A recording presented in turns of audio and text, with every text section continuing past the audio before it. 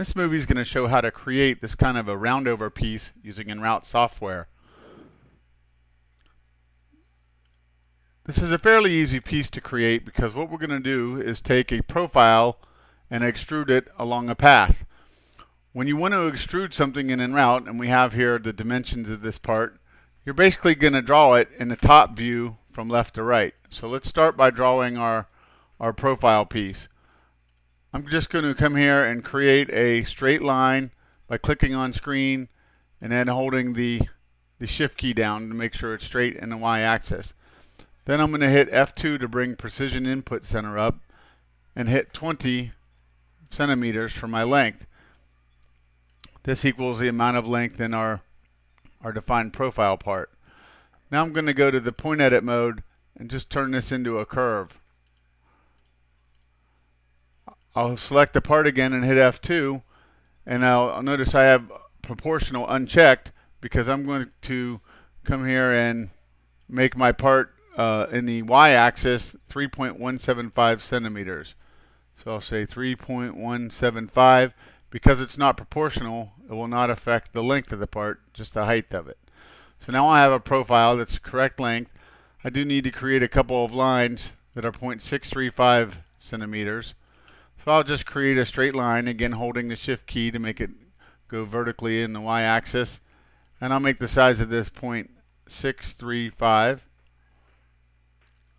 So now I have the right size part I want. I've got my snap to point on, and I'm going to hit the move command and move the upper part to the size here. Now I'll select this part again. I'll create another section over here, and I'll zoom in on this upper section. I don't need to make a copy of this because I already did, and move it up here to the under part of the profile. So we now have 3 separate line segments here. I'm going to come here and right click, choose merge selection, and I'll turn this all into one continuous line. So we now have the profile that we're going to use to extrude along the part. Next we need to create a 2D object that's going to serve as our 3D relief. I'm going to go to the draw rectangles tool, and I'm going to go to rectangle by height and width, and I can also place a lower corner. So I'm going to choose this method. I'm going to choose 0, 0 for my lower left and a width and a height of 20 centimeters. I'll hit apply. And now I have a part right in the location that I want it. I'm going to come here to create relief.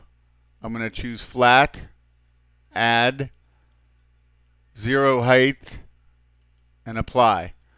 I've now created a 3D relief inside this 20 centimeter square. Now I can draw a line. I need to draw a line I'm going to extrude along, and I could draw this in the X or the Y axis.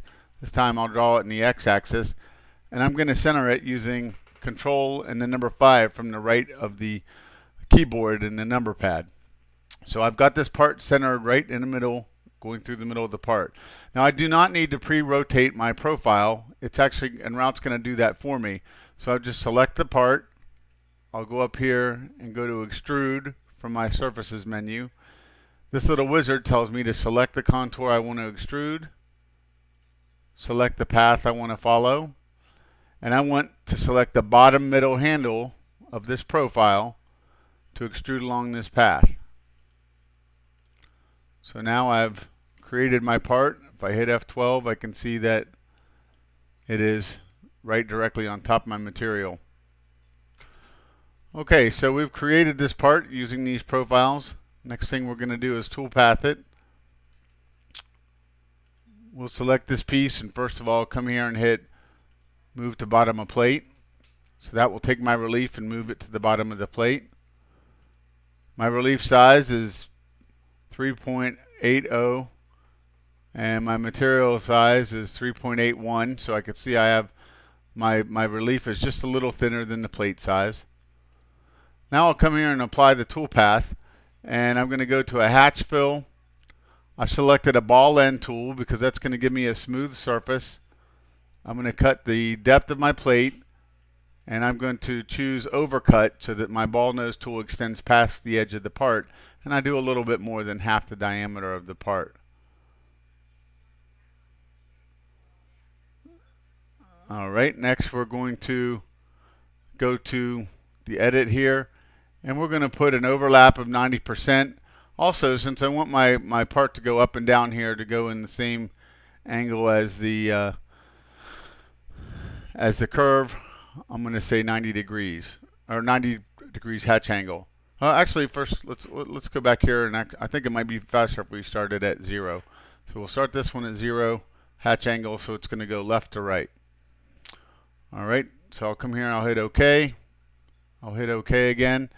Actually, the way we're doing this one, if we go left to right instead of over the hump, instead of making that Z-axis movement, we'll just be maintaining pretty much a straight Z movement, which should speed up the overall cut time.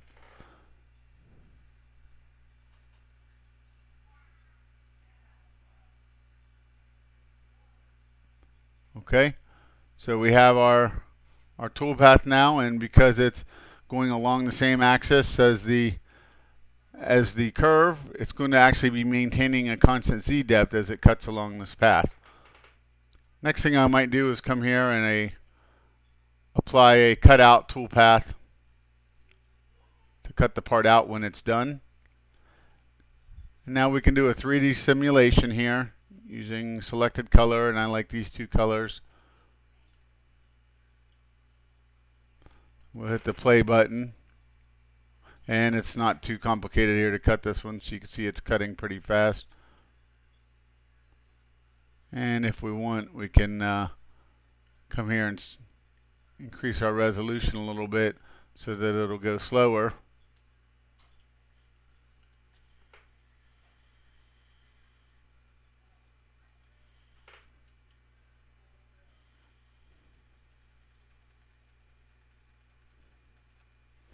And we can see here the bit as it's going around the path here.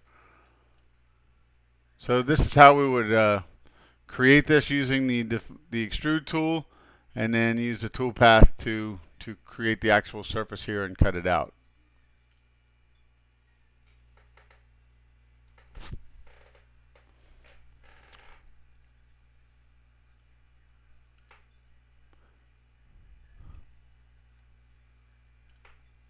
This is the conclusion of the demo on how to create this roundover part.